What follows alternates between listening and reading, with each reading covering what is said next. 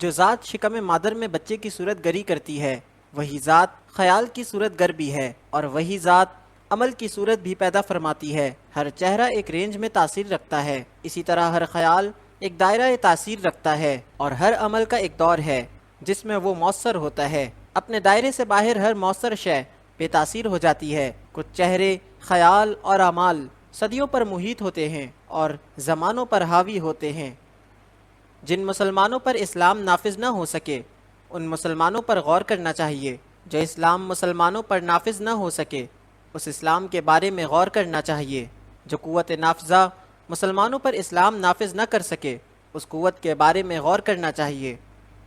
کائناتی نظام میں خیر و شر، اجالا و اندھیرا، حق و باطل وغیرہ سب موجود ہیں۔ یہ انسان کی بیرونی دنیا ہے، اس کے اندرونی نظام میں بھی خیر و شر، یقین و وسوسہ پلتا رہتا ہے۔ ایک بندہ مومن اپنے یقین و ایمان سے وسوسوں کو ختم کرتا ہے اور خیر کی راہ اختیار کرتا ہے۔ گناہوں میں مبتلا انسان کا دعاؤں پر یقین نہیں رہتا۔ بارگاہ رسالت صلی اللہ علیہ وآلہ وسلم میں ہدیہ درود بھیجنے کے لیے غریبی رکاوٹ نہیں۔ حضور اکرم صلی اللہ علیہ وآلہ وسلم غریبوں میں غریب، یتیموں میں یتیم، مہاجروں میں مہاجر اور سلاطین میں سلطان زمانہ تھے۔ معاشی ناہمواریاں آپ صلی اللہ علیہ وآلہ وسلم کے قرب کی راہ میں رکاوٹ نہیں، نہ سرمایہ آپ صلی اللہ علیہ وآلہ وسلم کے تقرب کی ضمانت۔ سمندر کا وہ پانی جو سمندر سے باہر ہو اسے دریا، جھیل، بادل، آنسو، شبنم کچھ بھی کہہ دو، لیکن پانی کا وہ حصہ جو سمندر میں شامل ہو جائے وہ سمندر ہی کہلائے گا۔ جس کا رسالت صلی اللہ علیہ وآلہ وسلم پر ایمان نہ ہو وہ موحد بھی کافر ہوگا۔ زندگی سے تقاضا اور گلہ نکال دیا جائے تو سکون پیدا ہو جاتا ہے۔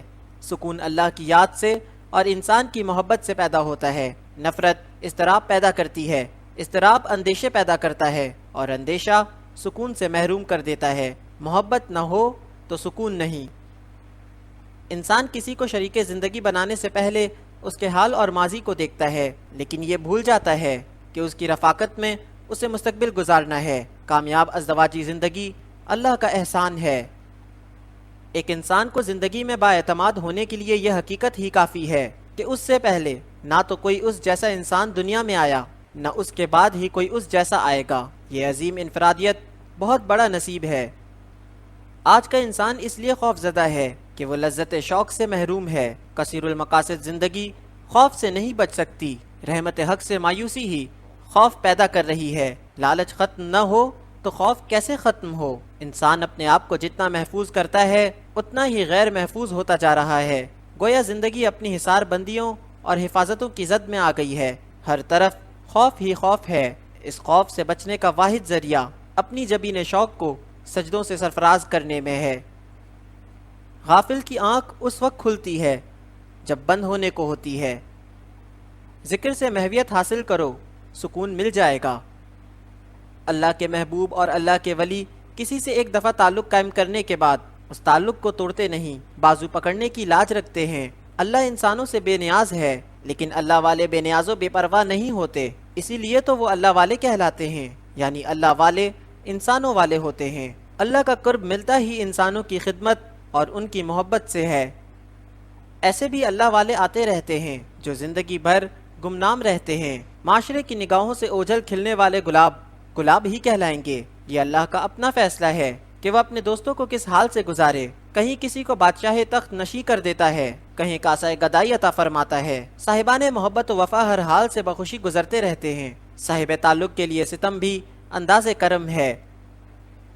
معرفت ہمہ وقت تحیر میں رہنے کا نام ہے۔ اسما کی پہچان سے اشیاء کی پہچان کرنا، ظاہر کے مشاہدے سے باطن کا علم حاصل کرنا۔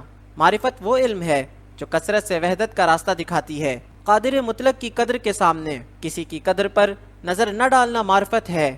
انتہا یہ ہے کہ ہم جان لیں کہ ہم اللہ کو جان نہیں سکتے، بس مان ہی سکتے ہیں۔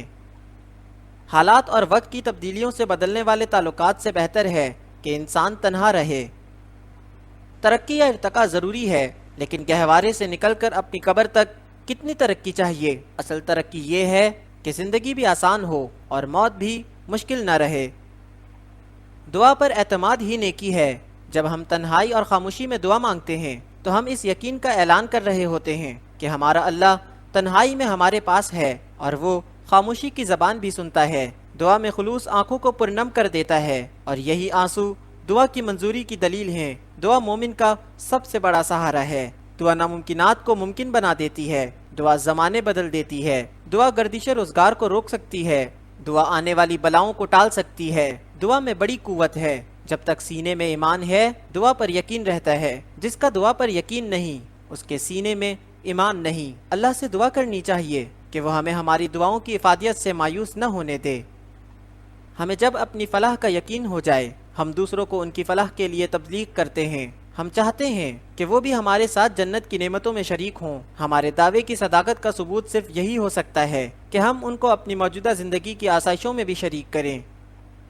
عشق الہی در حقیقت عشق محبوب الہی صلی اللہ علیہ وآلہ وسلم ہے۔ اللہ کے حبیب صلی اللہ علیہ وآلہ وسلم اللہ کی محبت عطا کرتے ہیں اور اللہ اپنے محبوب صلی اللہ علیہ وآلہ وسلم کی محبت عطا فرماتا ہے۔